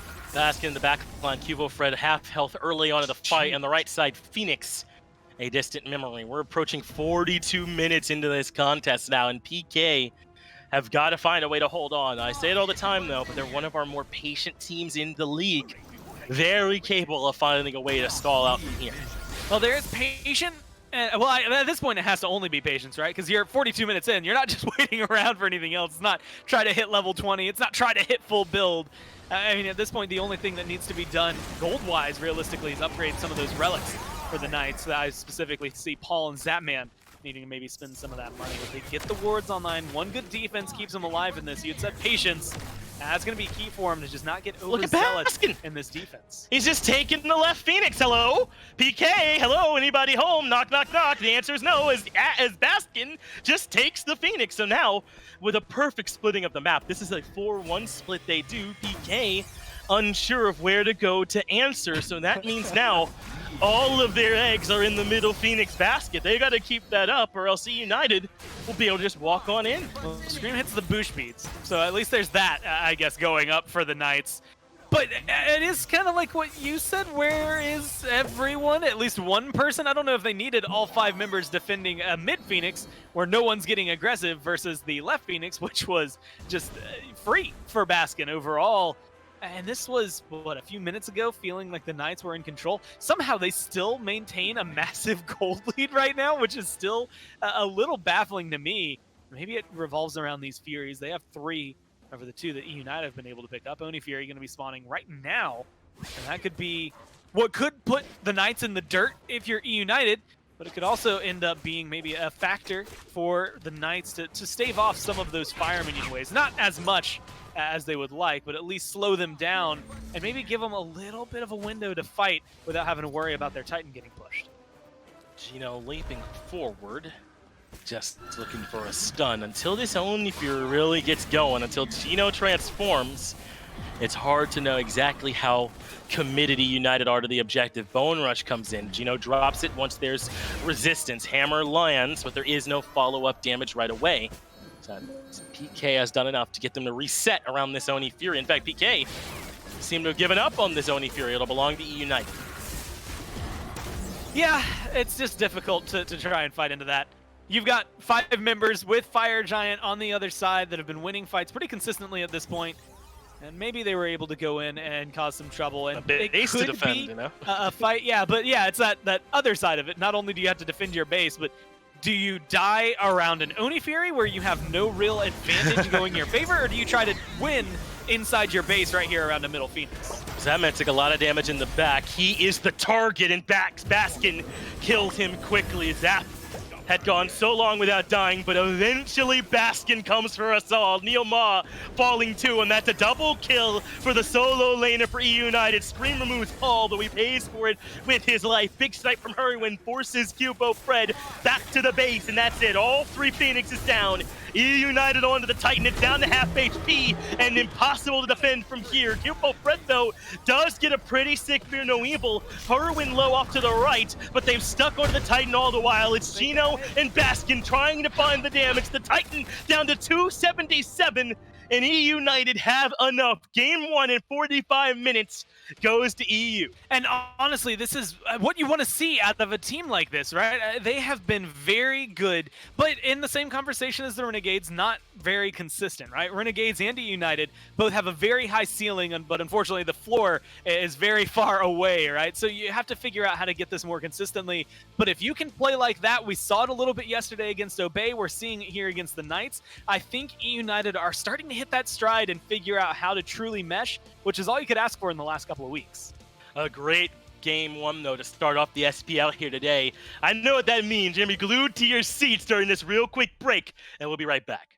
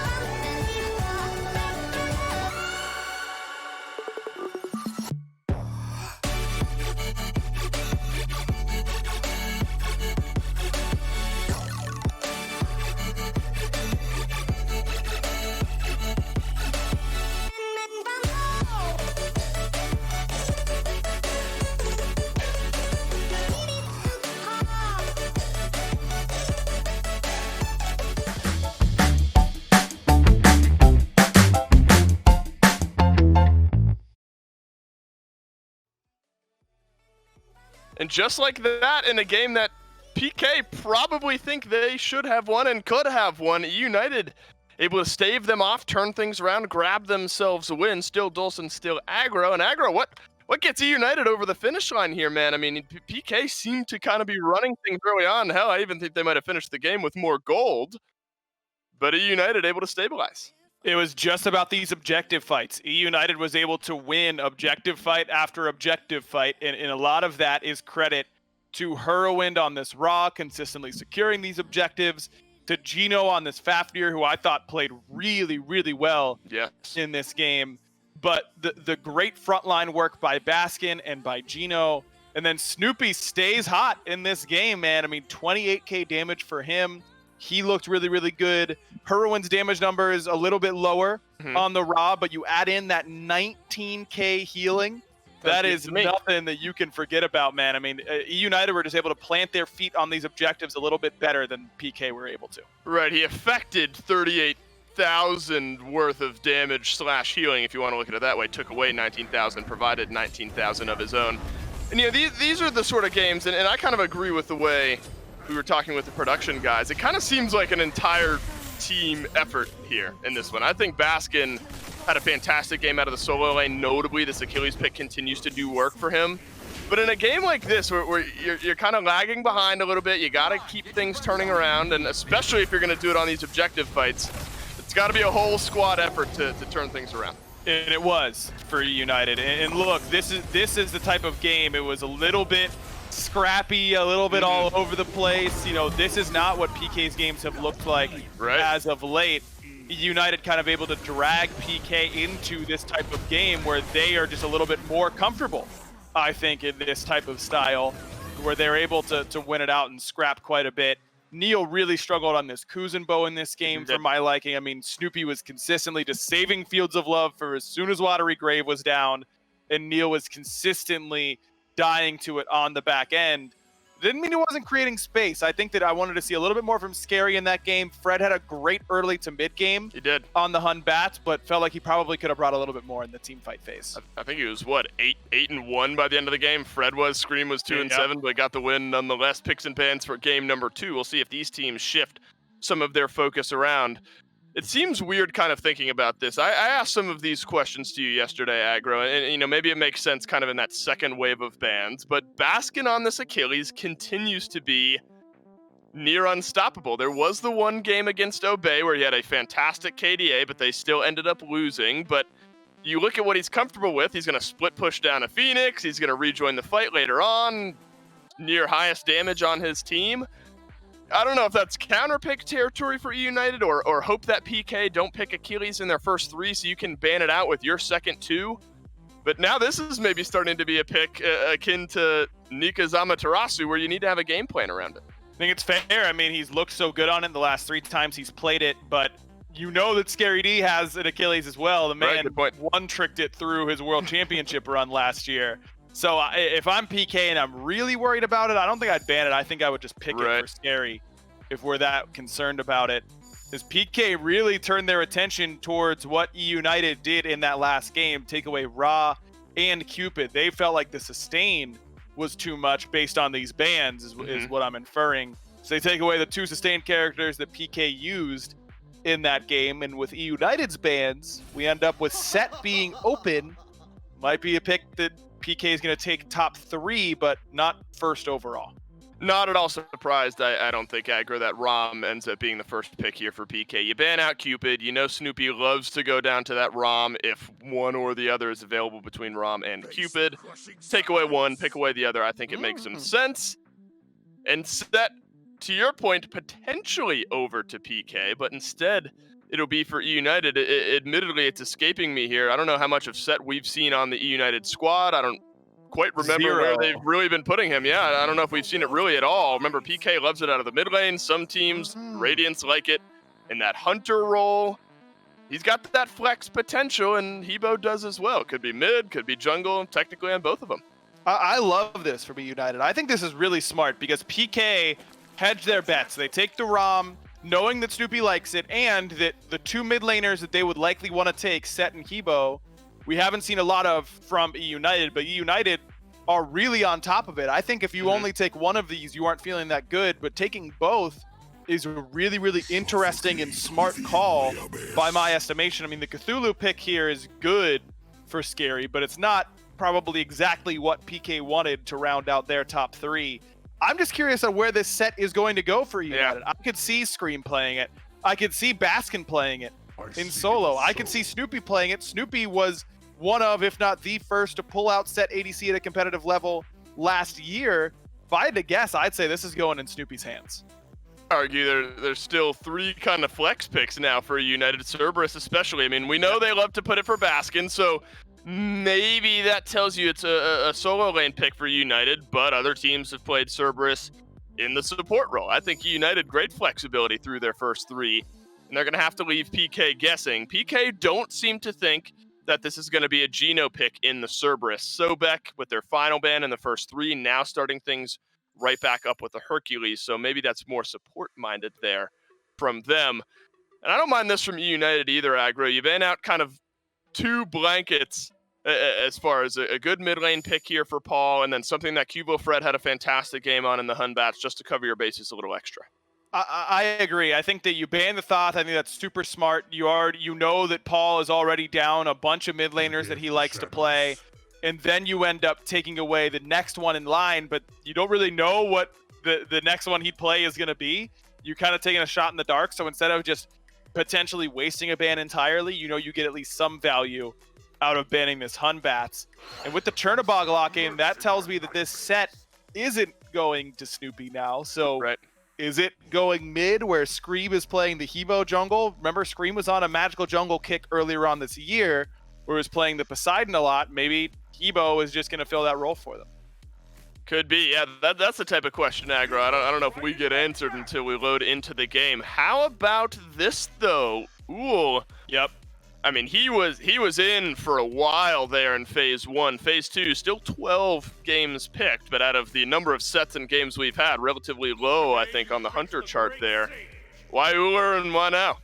Paul is really, really good at this pick, and there are 1, 2, 3, 4 bans, basically 5 if you count the set as well. Bans and picks dedicated towards Paul's God Pool. Yep. I think it makes a ton of sense to go to it. It does make you a little bit physical heavy, but I think PK hedged against that with this Cthulhu selection. I like what PK has. They're just a little bit light on AoE. If eUnited just deathball them again, I think they could struggle with that. Well, Set and Hebo still potentially flexible. It appears Cerberus will be for Geno. Sun Wukong will be there in the solo lane. Can eUnited make it a 2-0? Let's go down to the casters to find. Thanks again, Dolson and Aggro. Let's see if getting the Uller into the hand of Paul, just the one guy, is going to be the answer here for PK in game number 2. Or as Dave implied, will eUnited put this set to bed? Scary D back on the Cthulhu as well. They've got tons of team fight presence from him. Cuvo Fred on a pick that could solo people out quite easily. But eUnited, not exactly short on damage themselves. I mean, Scream does end up taking this Hebo over there into the jungle. Herwind playing the set mid against Paul. That's the one that maybe is going to catch me off guard, just because Paul was the one that's been doing it, and he's been doing it really well these last few times we've seen it. So I'll have to see if he's maybe able to predict it, because he's been the one to kind of herald it into this meta, or if Herwind's just going to be able to run away with it. It's also a new look for Herwind. I don't feel like we get to see him really find a lot of variety. There's a lot of Yanis. Lately there's been a lot of Raw, but there's not been a lot of flexibility there in the mid lane for eUnited. I think this is a good draft for them, just to showcase that they're not all kind of locked into one composition. They've got some options, some flexibility does this eUnited draft. As Scream and Herwind and Geno really as a 3v3 mid combo, that's just a disgusting amount of damage at their disposal, even a decent amount of control as well. We'll see how they end up looking to pilot it, as Neil Ma is on a fact-finding mission into the jungle all on his own. Not quite able to catch up to Scream, though does get Scream to use the blink. Now Cubo Fred starting up red, but Geno on his way to contest. Cubo Fred seems content to stay on the buff, though. Geno here to try and contest as Neil Ma tries to keep him out. Red buff does appear to go over to PK there at the tail end, though neither of them stop to grab it. I mean, being able to find a little bit more of aggression, right? Start this one off faster, I would say, than what they did last game around. It is a little bit more of what Aggro had said, though. There's a lot of, I mean, if I'm a tower, if I'm a structure, I'm really scared of the Knights. But until Scary D starts joining these fights, it's not really going to be something I think is very favorable to them. Paul can have a lot of damage, Zap can have a lot of damage, although they both favor from the game going a little longer. I think in their favor overall, just to make sure they get their items online, the levels online that are necessary for some of these carries and these hunters specifically. Same thing for Cuvo. You know, we've seen Camazotz get aggressive early and do well early, but he benefits from having that level 5 mark at the minimum, right, to get that bat out of hell. And Scary D is the one with the most disruption for the team fights until he's around to really play bodyguard, I think, for Paul as well as Zap when he eventually joins. It should be a Scream and Whirlwind show at the very beginning, unless Paul can keep up this amount of damage. It does seem as though Paul has some pressure there in the middle lane, doesn't it? If he can hold on to that, then things might not be too tough for him. Take a look at Snoopy's build path, though, as Scary D takes a bunch of damage in solo. He's already got the boots 2 going for him, as opposed to Zapman, who's leaning towards a Devo's start. So that's something to keep your eye on, right? If Snoopy has all this extra mobility, if he wants to use the ultimate to join up with Scream and Whirlwind and maybe chase down a kill or two, eUnited could certainly be looking to get active and involved already, just based on their drafts and a little bit of the way they're building. Yeah, I mean, they want to get active early. Although, again, they have a lot of the benefits set. Really wants to hit, you know, that level 6 mark, right now level 3. So he's halfway there to where he'll start getting aggressive.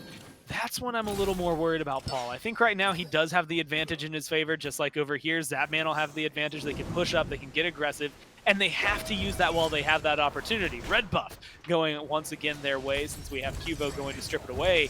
But Scream, soon enough, is going to be level 5 Hebo, has that ult available to him, and that's going to be very deadly. Whirlwind, when he hits that level 6 mark, should not only have the clear, but the damage to just straight up outpoke Paul. And the itemization, I think, is going to come online a little bit more for them. It doesn't look like Paul's going Transcendence first, something we're maybe a little more used to seeing on a Uller in mid, specifically to try and get some of those mana problems out of the way.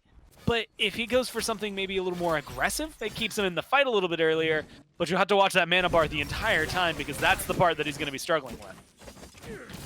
We'll be keeping our eyes on how they choose to manage it. Notice that Cuvo Fred had to use the bat out of hell. That was a little bit of pressure coming in from Gino earlier on. But just goes to show that he's not afraid to go spend some time over in the Chaos Side jungle and see what farm they can strip away, see exactly what they can get away with. Meanwhile, Whirlwind was under pressure from Paul in mid basically all game. His Round Shield Warrior's Blessing start, maybe not particularly looking to get active right away. A little bit contrary to what I might have been expecting from Snoopy, who did go to the Ninja Tabi as soon as possible, but if there's some help around, if they're looking to a fight, this set will certainly still be able to output damage as Snoopy's first ult is to get back to lane. Zapman, though, in trouble. Ult's in place, and Gino and Snoopy are waiting. He needs Neomar to show up quick. There's the disruption, but Zapman's still in trouble solely from Snoopy. Avoids the autos, rolls away, and Neomar barely does enough to get him out. But now Paul rotating in on this Uller, trying to get involved. Gets disrupted, though, and everybody makes it out alive. Couldn't believe that's how that ended up. I mean, if Neil is 2 seconds later on that, then I think we're looking at a completely different story. You've got a really good setup coming in from Gino, potential to come through, but right now it's the ult from Scream. He's trying to take care of Scary. Scary D in some trouble. Baskin and Scream both here hunting down the Eldritch Horror. And that detransformation will spell the end of him. First blood going over to eUnited as Pittsburgh Knights keep up their assault on the enemy red buff. They're going to need to do something to make sure Scary D gets some help over there if Scream's going to keep showing presence. It's good overall, though. First blood bounty, I was going to say before all of that started, was that the Knights had kind of accrued themselves a first blood bounty lead of gold. You know, not enough, not a lot. 750-ish overall, I think, was what their lead was. But now eUnited being able to at least clap back in one regard kind of nullifies it. They're 100 gold in their favor. That means literally nothing split across all 5 players. So it is a no lead game as of right now, which is more beneficial for the Knights losing that first blood, knowing that you're not too stressed out about it. But you have to watch again where all that pressure has been going. There's a level up in mid, even though you're a level down over there in solo, and a level down over there in the carry role for Snoopy being up 1. So, you know, United have small leads where they maybe need them, but they've been losing their buffs a little more consistently. Now, though, they've hit that mark, Finch, that we at least try to look at. I think Scream level 7 is a position where he can start to be a little more proactive as a Hebo, and we've already seen that with 1 gank, maybe even a 2nd gank coming here onto Scary D. But the same thing for this set. Whirlwind is definitely going to start popping off at this moment now. Scary D, though, retreating, but Gino is here as well. They're going to be willing to commit. Blink to get away from the Stygian Torment, but Scary D now running out of options, forced to fight underneath the tower, but he's getting back up. Cuvo Fred here. Basket gets a good 2-man knockup, and Cuvo Fred leaps towards Scream and Gino to force them out. Looks like Pittsburgh Knights do enough to keep Scary D alive, but they don't find anything in terms of a counter game. Yeah, a lot of ults used on the sides of eUnited for nothing. Really used on the sides of the Knights. I mean, they didn't have to use an ult to disengage there.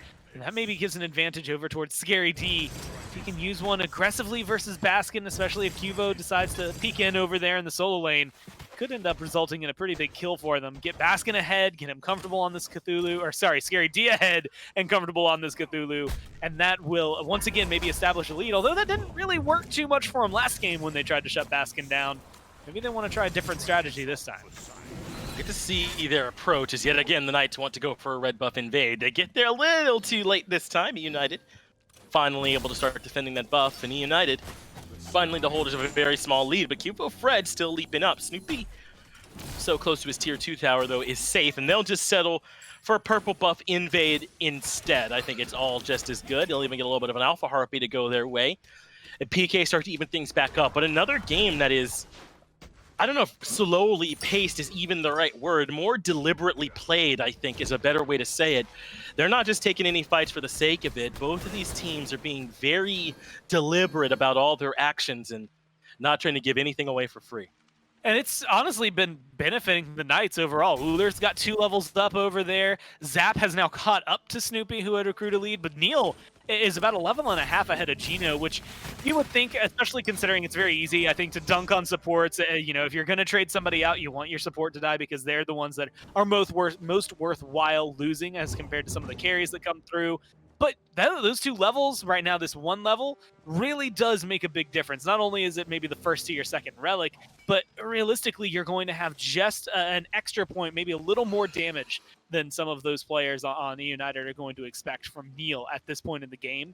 Or maybe it's a longer duration, you know, whatever it comes through by leveling up his abilities, it is going to make it a little more impactful overall. I think we can see Neil be a difference maker if he can continue playing at this pace. Gino hasn't necessarily lost that farm because he's been doing worse. He's just been looking for more ganks. Unfortunately, he just hasn't been able to find anything to make up for it. Yeah, that rotation of solo and getting nothing for it certainly going to hurt when compared to Neil Ma, who's been able to be a little bit more around the wave. So some leads starting to show up here for PK in the experience mark as they again are looking to invade. Zatman's rolling in on Snoopy, down half health, misses everything, and Snoopy rolls away. Very surprised by that result too, but the good news is PK steal away the red and now have a chance to steal away the purple too. Surprising confidence there from Zatman, but I suppose it all works out. I mean, as long as you force Snoopy to get away, even though I don't think it's him realistically that forces Snoopy to feel uncomfortable. When you roll at him and miss all your autos, I think that only bolsters Snoopy's confidence. But you do force at least the hand, right? eUnited have to make a big rotation just to try and save their buffs. Oh my god, 5 members of PK are the left side of the map here at this point. They're trying to hunt down Scream at the top of the map. He gets underneath the mid-tier 2, hoping that that'll be enough to keep him alive, but Scary D is unrelenting. Dash gets him out, but he's so low, and Snoopy finds a way to get the return kill solo for jungle. But now PK have overcommitted here just a little bit, and eUnited taking some pot shots from safety. But no way they'll be able to hard commit. PK gonna have to be happy with their trade, even though eUnited is still slightly ahead in gold and still slightly looking for a fight. Zatman goes up to the sky, will find the snipes from range. Can he roll his way out of there? No, Heroin comes in to gobble. Zatman goes down first. Up into the air goes Baskin for a second. Neomar rooted and booted, and just like that, eUnited get 4, only trading out 1. Man, I was gonna meme the Knights there for a little bit and say sometimes you just gotta dive a tier 2 tower at 10 minutes, but the eUnited just did it better. I don't know how else to describe it, and that's the showcase. It was mentioned on the desk, and I tried to touch on it earlier, although I might have flubbed a little bit. If Scary D is not there, if this Cthulhu does not exist for the Knights, their team fight tanks dramatically. And I mean dramatically. He is their main source of AoE right there next to Neil Ma, and if both of them aren't immediately available between two hunters, it's just not going to be enough to maybe control them. You know, you're really going to feel the lack of mage in that scenario, and there's a Hebo on the other side. Having a lack of mage is going to hurt very badly in return. It's not a huge lead overall, although 11 minutes in, 12 minutes in, about 4,000 gold, 3,000 gold in favor of eUnited. It's a comfortable position to be in, you know, this early compared to last game when we didn't really get to see anyone pulling this far ahead for quite some time. I think this is a solid spot for them to find themselves in, especially if they can force more awkward fights like that out of the Knights where you can burn Scary D before anything else happens, and then you just kind of get the pick of the litter who else you want to kill off. This is certainly a good position for PK to be in, right? Or not PK, excuse me, but eUnited, who are way ahead right now. And Scary D again under siege. But look at that immediate turnaround. This is not about killing Scary D in his ultimate. This is about forcing that ultimate out and then seeing what you can do to bully either him or the rest of PK when they no longer have it. Last time, though, Scary D traded that ultimate himself, chasing Scream to the depths all the way behind a tier 2 tower, and eventually paid the price as PK seemed to be able to collect this Pyromancer for free. Well, Gino's there, but I don't know if he's going to go in for it. I mean, it looks like he wants to get aggressive but not over the wall. I wonder if they're looking for a pickup afterward. I mean, they go aggressive on Nepal. Now they're trying to lock down Neil. Yeah, Neil Ma in some trouble here. Good use, though, of that Watery Grave to get away from the Stygian Torment. Up into the air, though, goes Baskin. They are willing to commit for this one with the clone taking up the tower shots. Neil Ma pushes Baskin back in to force a commit, but it'll cost his life. We're only 13 minutes in, and we've had 4 tier 2 tower dives already. Not a traditionally paced game by any means, but I think every one of those tower dives has been largely well-advised. Maybe not Scary D's earlier on the Scream. I'm a little floored. I don't know if I've ever seen the clone be that helpful for anything in the middle of a fight. I mean, not only taking the tier 2, but it threw up the body blocks there. It stops Neil from being able to get away from Baskin's damage, which is just nice to see. I mean, again, it's not often you get to really see the clone being as effective as you would like it there on the Wukong ult. And that opens up an opportunity for eUnited altogether. Neil, maybe not, again, the most fruitful of all kills, but if you control him and Scary, what are Paul, Zap, and Cuvo going to do? I mean, maybe Cuvo can get aggressive. We know that Camazotz has a lot of sustain in and of itself, but he can't fight a 1v3. I mean, almost no one can on the Knights unless they're really feeling themselves. And so I think as long as they can keep these kind of, the front line for the Knights down, even though last game it was maybe a little more detrimental that it was only the front lines, I think this time around it opens up the team fights to be more in favor of eUnited. United in a great spot here. We'll see where they look to go to express that lead next. Guess we can do a bit of a build roundup. Scream showing the no pen build I was mentioning for mid laners, but over in the jungle this time, it's Doom Orb into Soul Gem for him. Heroin going with a bit more of a bruiser type build, Berserkers into Sledge, but he'll still do plenty of damage. Meanwhile, Snoopy, after taking boots first, goes right into a Bloodforge so that he doesn't have to worry about stacking a little bit later on in the build. United building exactly the way that they want to play, which is to be scrappy, as looks like a red buff invade is in the cards. And I really like it. It's a small item, but Gino being able to pick up Contagion this early on, there's not a lot that we talk about on the Knights that is going to be huge amounts of sustain. I mean, you got lifesteal from Zap, but Cuvo, it's going to help a lot if Gino's in the area to control what this Camazotz can do to survive. Cuvo Fred's already been forced to use Bat of the Hell defensively. We're only 15 minutes into this one, and eUnited are outside the tier 2 bullying PK. PK really don't have a way to contest any of this that's happening right now. I mean, I know they picked early pressure with a Camazotz and an Uller, but we've really seen none of it, man. Paul 0-0-0, the one death for Cuvo Fred. They've barely gotten to fight back in. Yes, they've gone for some invades, but that's about it. Most of this pressure has belonged to the Chaos team.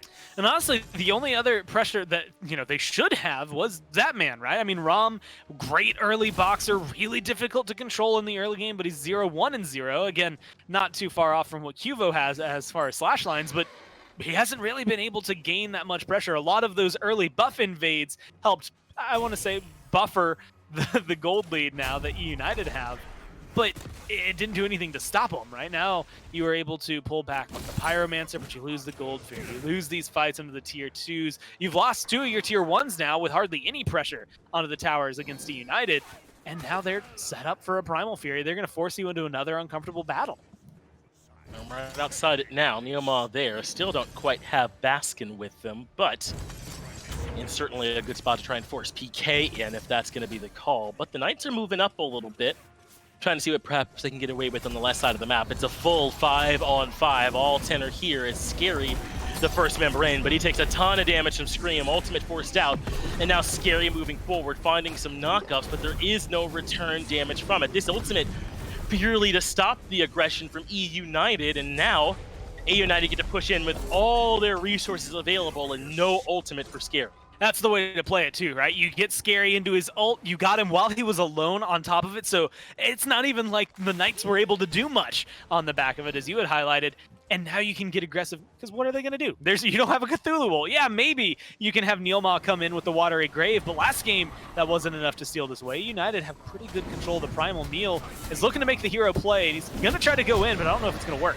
Primal Fury is down, and eUnited looks like they want to still take a fight. Tiger Stun comes from Baskin. Neilmaw is low, and Herwin able to move in to find the kill. So United now taking the Fury, punishing Neilmaw. Everything coming up clean for this eUnited squad, and Pittsburgh Knights are struggling to find some kind of answer here. And that Pyromancer is going to spawn back. That might be the way for the Knights to find some, again, a small answer, but an answer nonetheless. And they get that tier 1 over and right. So they're not going down without a fight. They just aren't quite fighting at the same level right now. Again, very surprising. I mean, 7-1. If I told you the Knights and eUnited were playing and that was the kill line, you would have just assumed at any given time that the Knights were just stomping at this point and that it was going to be over soon. It's eUnited that are in control right now, and I guess honestly you do have to give them the credit that you would give the Knights, right? This is something that if things keep going on this trajectory, it will be over soon, and it'll be eUnited that come out victorious because of it. The tier 2s that are exposed, especially now they got the Pyromancer, they feel comfortable, and Snoopy's coming in for a fight on Zap. He is. That man's already rolled, has already used the Aegis and the beads. The only hope he has left is the ult, but that's no hope at all. Zapman, out of every resource you can consider at this point, so United add an 8th onto their column. Can essentially go wherever it is they feel like going on the map at this point, Gore. They're in complete control. So there's not been a lot of Chernobog. There's been 4 so far this phase, and the one, it's weird because the one that sticks out to me the most is Snoopy. He's only played it once before this, but he is just so good at this, and he brings a presence that a lot of hunters just can't. I mean, Apollo technically can, but no one's playing him all year at this level of play. We got to see him a little earlier in the Challenger circuit, maybe showcasing why we don't see him at this level of play. But Chernobog is just able to traverse the map instantly. If you want to go in on somebody, then Snoopy's going to be there for you. Scary D's in, though, gets there a little bit too late. eUnited have already confirmed the Fire Giant, and Gore, isn't that just what that play feels like the whole set, doesn't it? Like eUnited have the lead, they're making the plays, and PK are a little too late, doing a little bit too little in order to contest. Last time, there was a lot more back and forth between these teams, which led to the point where nobody could truly feel confident making a call like that, right? I think eUnited went in and made one that was impressive against the Knights. It wasn't one that really felt like you have the lead. Now this is a lead that you can really work with. They're forcing Cuvo the beads, all of his mana's gone. They're going to catch up to him. He's not out of this. No, I think Cuvo's in a lot of trouble, even with this ultimate from Neil. Cuvo is Herwin has the flank, the cutoff path, and even with minions here, should be able to get this kill. But the typical set first, not quite there. Cuvo dies eventually. Now Neilmaw in trouble as well. This has been clean as you like here from eUnited so far. Now they can start threatening this entire left lane, though Zapman and the boys will get something. They might even be able to find a Phoenix in the deal, but Baskin backing here will be enough to stop all that. I mean, yeah, and it's just Baskin. You can pressure out this tier 2, no problem. You have 4 members with Fire Giant sitting right outside this tower, and you have minions soon enough joining you, so it will fall relatively quickly. Maybe not enough pressure, even with 2 kills on their side, to get to the Phoenix. but a minute and a half until a Gold Fury spawns back up, 2.5 minutes still on this Fire Giant buff. At least enough to knock down the last tier 2s, maybe force one more fight out of the Knights. If anything, you can at least get Scary D to ult right, which opens up a few minutes of your capabilities to, again, get aggressive into them and force the Knights to make some awkward calls. And if you can get it right here, if Baskin is aggressive enough to force something, then not only is it clean tier 2, they might be able to get the Phoenix. They're up now. Almost 9k gold. They haven't spent about 4k of it. It's come from the towers. It's Scary D low already. Scary D pulled in by the Stygian Torment and low. As the snipes come out from Zapman, but everyone on eUnited stays healthy. Baskin's still in the thick of things. He and his clone doing equal damage. Scream in the back is low though, as Neil Ma keeps everybody out with his ultimate. Pittsburgh Knights have struggled, but here on the Phoenix defense, they're looking strong. Bad out of hell cuts down Baskin. Heroin falls to Paul, and finally an overstep from eUnited. It's been such a clean game, but here they finally aired. Yeah, that's Baskin goes deep, really hoping for something. His team still gets the Phoenix. That's actually a huge win for eUnited on the tail end of it. I think Heroin is just squishy and has to go in, so it's a little easier to kill him. Baskin, he's deep for a while there, so not too surprising that he ends up dying. And ultimately, I mean, being still in favor of eUnited, I would argue. They're still up by a huge amount of gold. You had mentioned they haven't spent about 4,000 of that from just the tier 2s, that in the tier 1, and they've all got a pretty chunk of change to spend once they go back to base. Gonna lose a little bit of that pressure that they just picked up because the Knights are gonna be able to retaliate, at least with the tower, probably this Fury as well. But you still have a lot of control now that you have those fire minions pouring down the middle lane. The thing that's, I think, the biggest win for it is that even though eUnited have item advantage, gold advantage, Fire Giant still technically for another 30 seconds in their advantage, the Knights have kept this game state relatively close. I mean, to the point where, yes, you're down 7 kills and 6k gold, but you are still in a position where if you can win a fight around a Fire Giant, or just in general, then you can run it down mid, right, left, wherever, and end up winning the game because of it. But the problem is winning that fight. You know, it's the first step that you have to do. You can always look beyond that, have the plan for afterward. Where do we want to go? What tier 2 do we want to take? What Phoenix are we going to target? But realistically, the winning the fight part seems to be the hardest part for the Knights right now. They're not doing it consistently. Neil's 0 and 4. He seems to be a pretty easy target for eUnited. And Scary D is getting forced into these bad positions, using his ult very early on. And save for that last Phoenix defense, hasn't been as impactful in the team fights, I think, as you need the Cthulhu to be. So if eUnited can force something like that before the Fire Giant spawns, I would argue even wait another 20 seconds so you have a very big window where Scary D doesn't have that ult, then you're in a position where you're still driving everything as eUnited, even though you just took a small L over there in the mid. I'm so surprised eUnited got that mid-Phoenix. It felt like PK were almost slow back to the mid-Phoenix to defend. They did a good job getting those picks, but maybe United just created enough space to where Pittsburgh Knights couldn't both get the kills and defend the Phoenix. So they're in a great spot now where Firemen are pushing down this middle lane, demanding attention. eUnited now trying to pincer on to PK. Baskin goes in first. Scary D forced to dash away, but Gino and Baskin the ones looking a bit worse for wear. Gino will take a back. Hugo takes some damage from Baskin over in mid. Looks like the back did not come through for Gino, but they'll need a reset before they're ready for this mid or for this Fire Giant fight.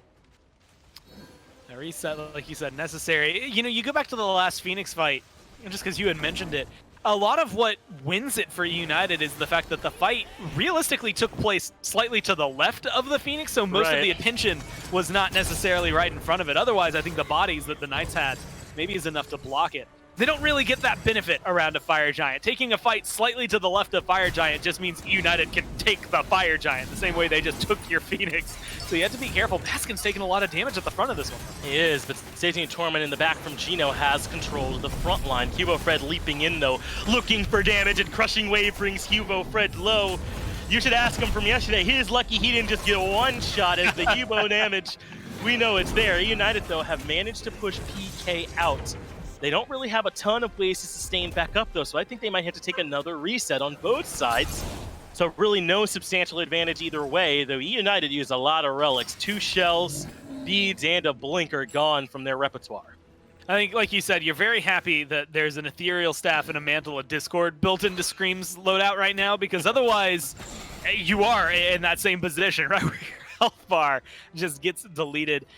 But that does mean Scream, at least at this point, you can see from the ethereal staff, gives him a pretty healthy chunk of health to deal with, right? So he's going to be able to survive pretty long, which when you're Hebo, maybe, not one-shotting people with your ult does hurt, but living long enough to get 3, 4, 5 other abilities off in that fight is definitely going to be helpful. He's a very tanky Hebo at this point, at least health-wise, and with that mantle, it should be just enough protections to really give Scream an advantage.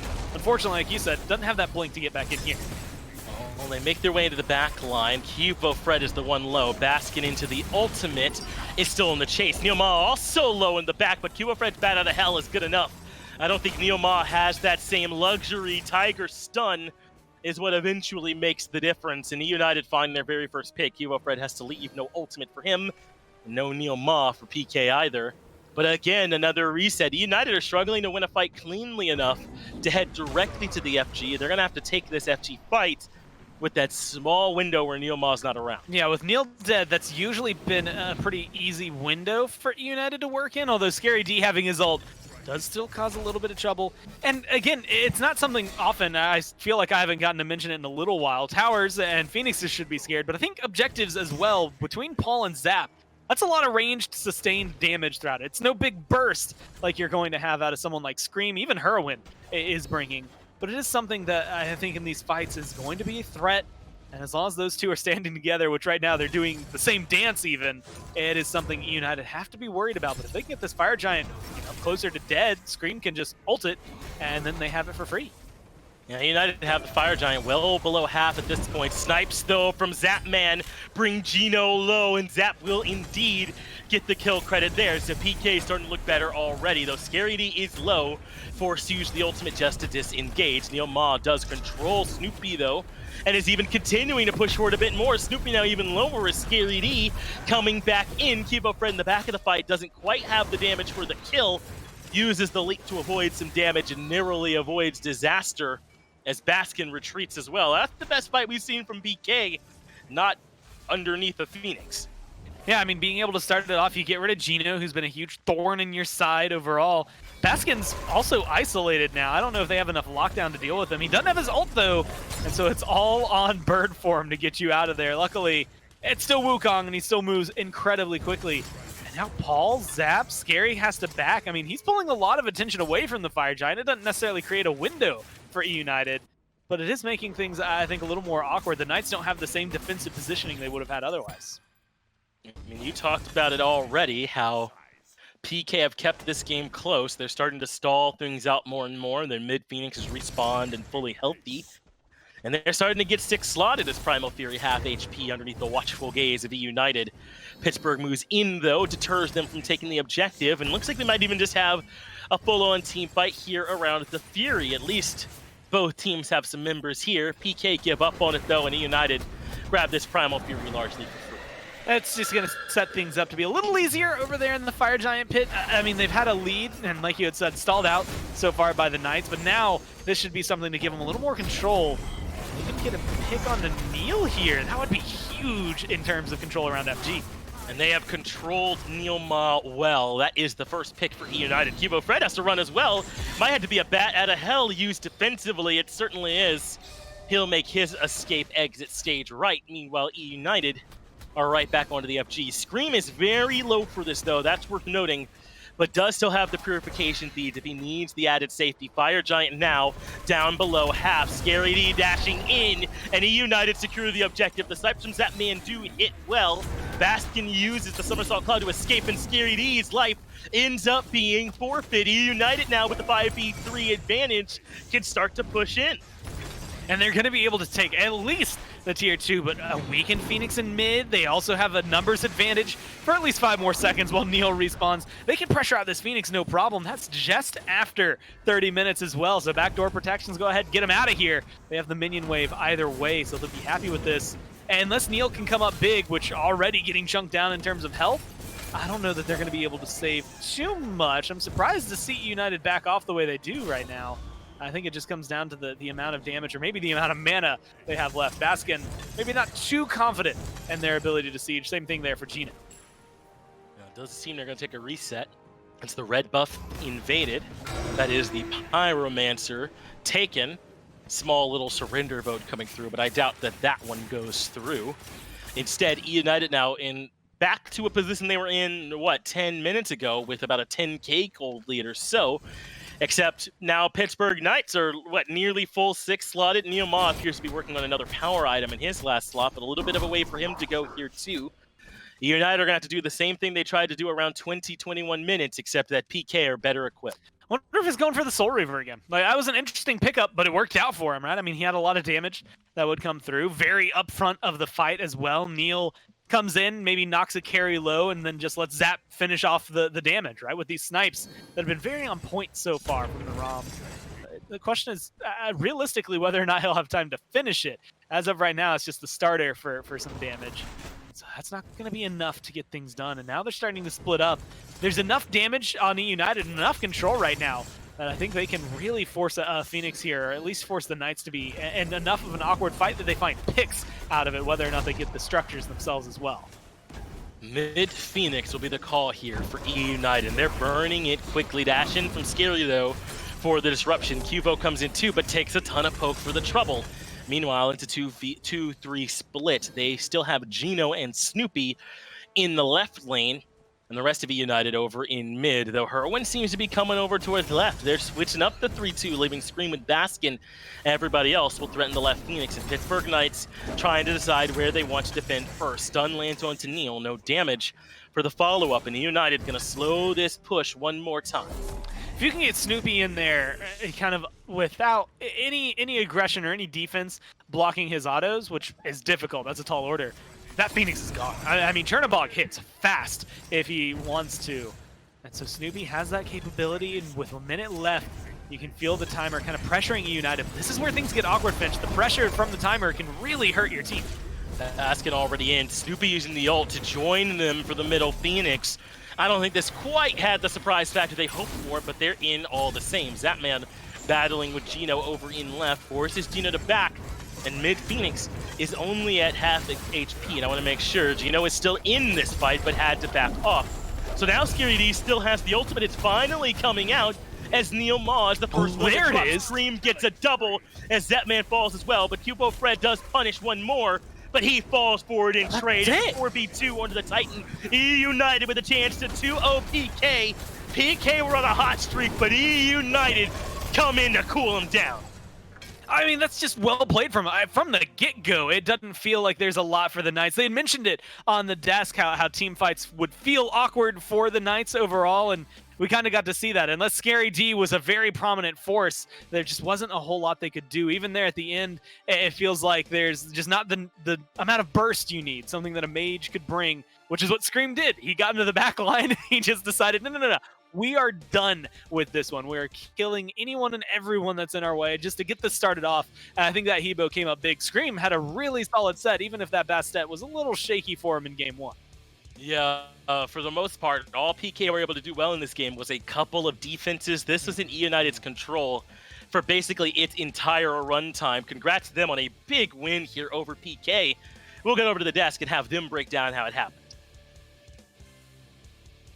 Yeah, not quite as even here in this one throughout the stretch. Seemed like eUnited felt comfortable from the get-go on this one. PK aggro constantly held on the back foot, and a good turn, I think, from this eUnited squad, a team that sometimes has trouble finishing games, finishing sets, to make a clean victory here. I think that's a good point. I mean, they had a phenomenal lead at the very start of this game. Scary D tries to rotate in, dives a tier 2 tower, and on the back end of that, eUnited 4-for-0'd PK, I believe, or 4-for-1'd maybe, as Scary, I believe, did get that kill underneath the tier 2. And that was kind of that, it felt like, in this one, because eUnited never relinquished control from there. 5-1 from Herwind on the set in the mid lane. He was phenomenal in this game, put out a ton of damage, loved his positioning. I think everyone kind of thinks about Herwind as your traditional mage player, but don't forget that last year, when he was playing on Dignitas, he was playing in that long lane, and he played things like Susano ADC to a really high level. So this shouldn't surprise you too much to see him be this strong. But when Baskin is doing what he did in this game, nearly 30k damage on this Wukong, Snoopy and Scream right there alongside him, I mean, it was a team effort from eUnited in this one. Well, Scary D did the most damage in the game at 30k. Baskin just behind him at 28,000. There were 4 members of eUnited higher than anyone else on the night outside of Scary D. It's going to be a hard-fought game, usually on the losing end if the numbers are trending in that direction. Speaking of trending in the right direction, it's Baskin. We've brought him up a couple of times here in this set. Now that he's gotten the Achilles, some of those more aggressive warrior-style solo laners, it seems like he started to kind of turn a corner, not again with his shot calling necessarily, but maybe with some of his in-game play. Hurrywin gets his chance at set mid. What was your grade here after this one? Hey, gotta be, right? I mean, at the very least, he looked great on that pick, was consistently playing his role as an assassin out of mid, which is not an easy switch to flip when you're used to playing things like Giannis and Kukuka, and if Hurry could be playing those, he would be. Mostly just the Giannis, I suppose, what he's actually playing. But I thought he looked great on the pick, and adding another wrinkle into the picks and bans for eUnited, it's a good sign for that team. Team that's starting to trend in the right direction at the right time. Let's see if the standings are affected at all. After this one, PK pretty firmly in that 5th place spot. eUnited now up there and tied with the Renegades aggro. So I think that's some of the shifting and topics that we've brought up around these standings. Very important there on what could happen between eUnited and the Renegades as far as how some of that seeding could work out later on. Ghost and Sanguine, that's the next one you have to keep your eyes on here. Those two teams, one fighting for first, Sanguine looking to jockey for position there in that 3rd, 4th conversation. Should be a good one on the slate up next. It should be a great game, and a key one for Sanguine and for Ghost. Ghost, if they want to secure that 1st overall seed, what better way to do it than to beat team number 3? They just got done beating team number 2 earlier on this week. That's right, eUnited, they get the 2-0 over PK. Hang around, everybody. Ghost versus Sanguine up next.